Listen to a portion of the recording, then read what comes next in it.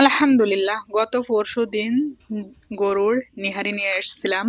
সেটি আজকেরে রান্না করব। সেজন্য ফুটান্ত গরম পানিতে একটু সিদ্ধ করেই বস্তার ভিতরে দিয়ে শিলবাটা নোড়া দিয়ে একটু থেতো করেই খোসাটা ছাড়িয়ে নিলাম, আর গরম পানি দিয়ে অনেক সুন্দর করে ধুয়েও নিয়েছি। তো ফাইনালি আমি বেটে রাখা মশলা, আদা বাটা, পেঁয়াজ, রসুন, শুকনা মরিচ, জিরার গুঁড়া, এলাচ ফল, তেল, হলুদ, লবণ সব কিছু দিয়েই প্রেসার কুকারের ভেতরে চাপিয়ে দিয়েছি।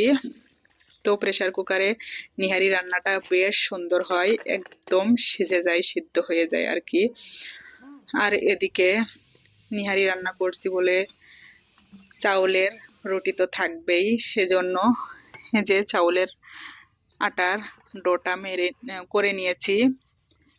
তো ফাইনালি রুটি ছেঁকছি। চাউলের আটার রুটি বেলতে গেলে অনেক প্রবলেম হয়, টেরা বেঁকা হয়ে যায়। আর এদিকে প্রেসার কুকার তো অনেক সমস্যা হয়েছিল, আল্লাহর কাছে লাখো শুক্রিয়া, সমস্যা থেকে আমাদেরকে আল্লাহ হেফাজত করেছেন। আর এদিকে একটু হালুয়া রান্না করে নিলাম খেজুরের গুড় দিয়ে।